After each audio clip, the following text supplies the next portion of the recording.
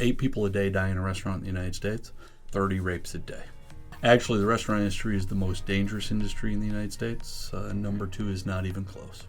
Well, I'm a forensic scientist. I've been in business for nearly 37 years. I started the company in 1987. I offer unbiased opinions and reports for state and federal courts across the United States. The cases are everything from rapes and murders, wrongful deaths, catastrophic injuries, intentional contaminations.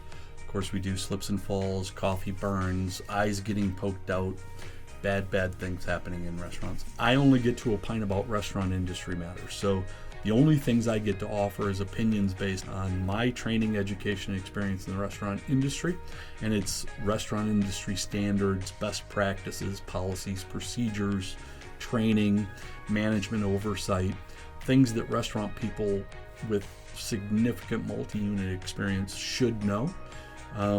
But even certain standards, you have to research them and find them and bring them to the court or bring them to your opinion and say, here's the standard and here's the best practice we use in the industry and here's what this particular restaurant failed in doing or didn't fail in doing, so that they can decide how the case should be resolved. It's the judge that determines whether or not a person is a certifiable, reliable forensic scientist for his courtroom or her courtroom.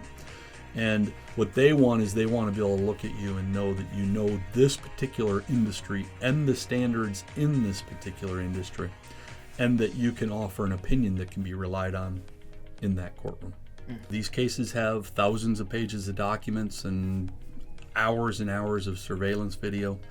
Needless to say, the judge and the jury do not want to read all that or watch all that, so I'm an advocate for them.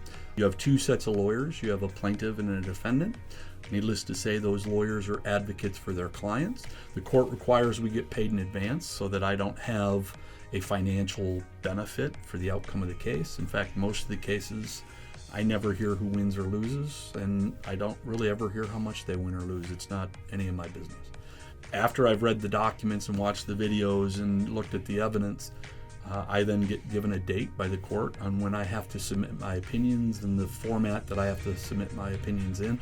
There's 3 different types of reports. It could be a verbal opinion, and at that point I offer my opinions.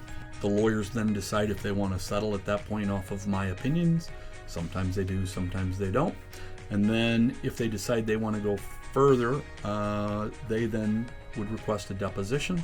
I then go to a deposition, and I then go to trial. Most of these cases settle before trial.